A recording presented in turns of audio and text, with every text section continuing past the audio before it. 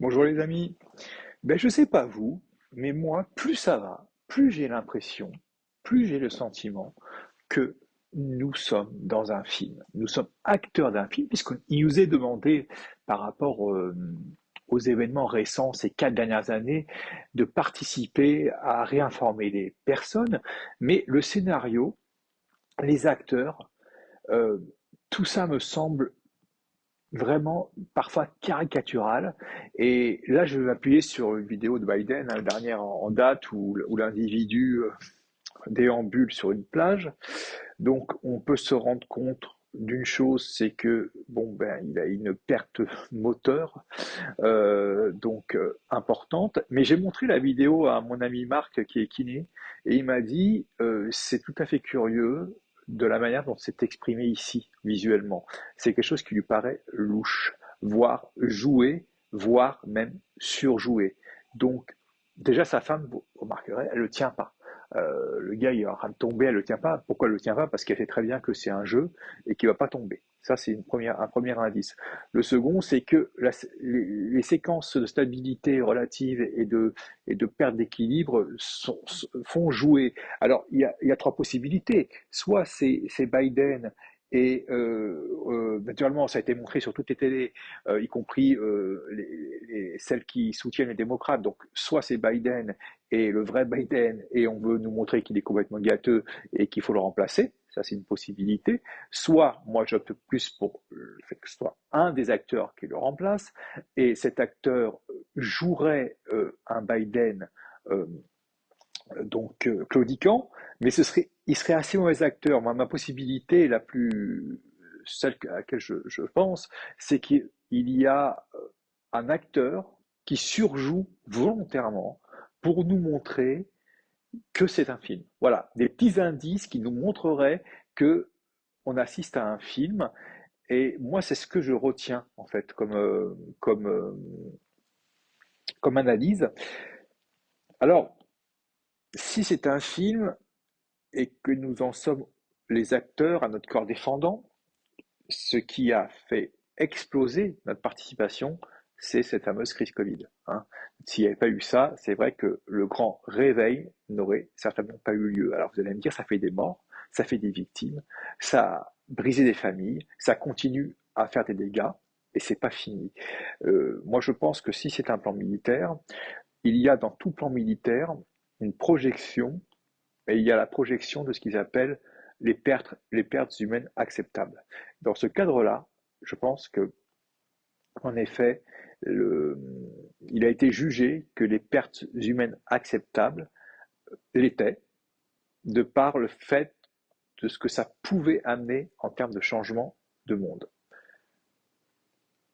Donc, j'aimais aussi une autre possibilité, c'est que des personnes, des militaires, aient pu voyager dans le temps, aient pu faire cette expérience et nous ramener un scénario cousu de fil blanc, je dirais pas de fil blanc, mais un scénario le plus adapté à nous faire changer d'époque et au fait que nous puissions cognitivement l'accepter et l'accompagner.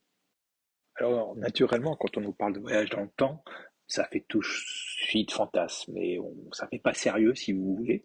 Or, la physique quantique nous indique la voie, le chemin à suivre. En fait, les principes quantiques que je vais vous exprimer là, si on arrive à les suivre et si on trouve les technologies pour les suivre, bien, si vous voulez, le voyage dans le temps n'est plus un problème. Donc, c'est bien une physique qui existe et on a théorisé ces possibilités de voyage dans le temps.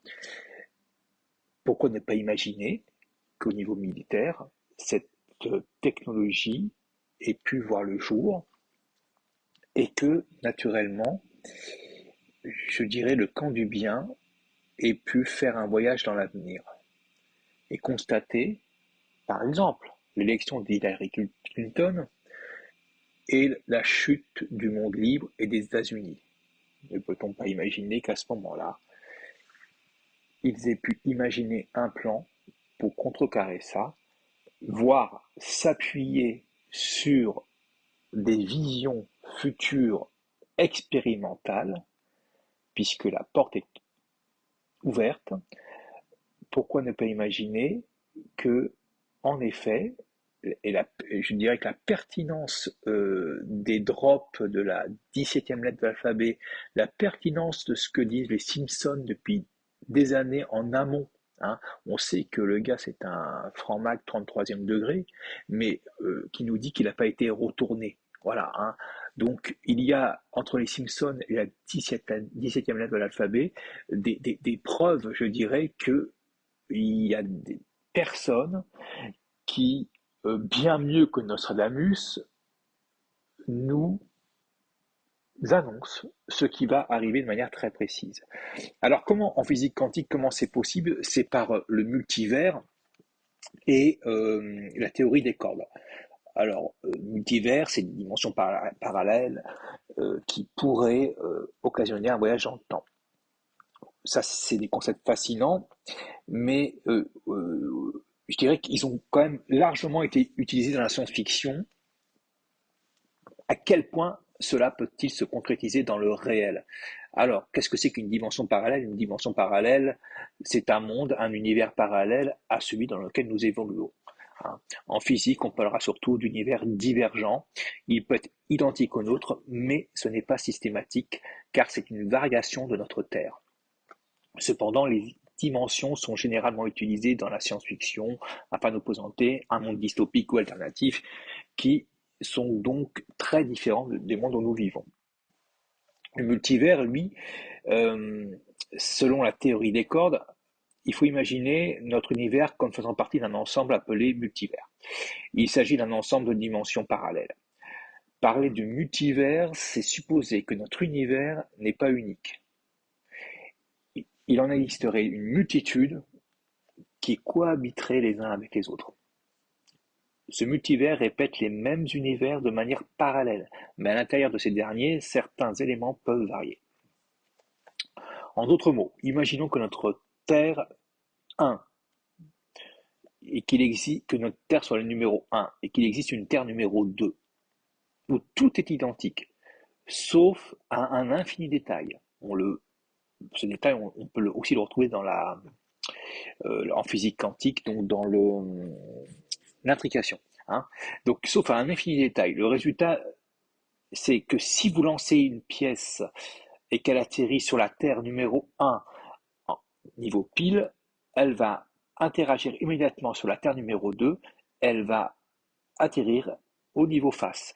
Donc elles ont une relation jumelle, une réaction qui va donner les deux côtés, les deux possibilités, hein, à moins qu'elle tombe sur la tranche, mais ça m'étonnerait. Mais voilà, ça donne deux possibilités, mais ça agit au-delà de la vitesse de la lumière. Ce monde-là existe, il a été prouvé en physique quantique, et c'est ce qu'on appelle la relation fantôme. Voilà, elle échappe à toutes les règles de la physique. Alors, la théorie des cordes, que certains appellent, c'est ce qu'on appelle aussi la théorie du tout. Qu'est-ce qu'on veut dire par là? C'est qu'elle essaie de lier deux aspects de la physique de nature différente, puisqu'elles ne sont pas sur le même plan. Si cette théorie se nomme théorie des cordes, c'est parce qu'elle considère que l'univers n'est pas fait de particules ponctuelles, mais de petites cordes. Voilà. Lorsque ces particules se déplacent, elles ne tracent pas donc une ligne, mais plutôt un tube. La théorie des cordes avance que les particules élémentaires que l'on voit en trois dimensions sont des cordes ancrées dans l'espace-temps multidimensionnel. Alors, dans les séries de science-fiction, on voit beaucoup ça, et ça nous est expliqué en fait de manière assez vulgaire, mais dans la série de Flash, on présente un voyage dans le temps. C'est une série de méta-humains, des humains dotés de pouvoirs extraordinaires, où Barry Allen, scientifique dans la police de Central City, devient l'homme le plus rapide du monde, suite à l'explosion d'un accélérateur de particules. Vous voyez, toutes ces choses-là existent, hein, dans notre réel, donc il y a juste à pouvoir assembler les choses et à se dire que s'il y a eu un progrès qui a été fait, dans ce sens-là, eh bien, il nous a été caché et il a pu servir des intérêts, et nous l'espérons, l'intérêt du mieux. Voilà. Ouais, donc, pas si farfelu que ça. Les... Le film auquel nous assistons s'appelle Le Grand Réveil. Je pense que ça a été largement cité par le capitaine et tant d'autres, hein, des chapeaux blancs. Voilà, donc c'est une théorie, mais je pense qu'il ne faut pas la prendre à la légère. Voilà, je vous embrasse, soyez heureux.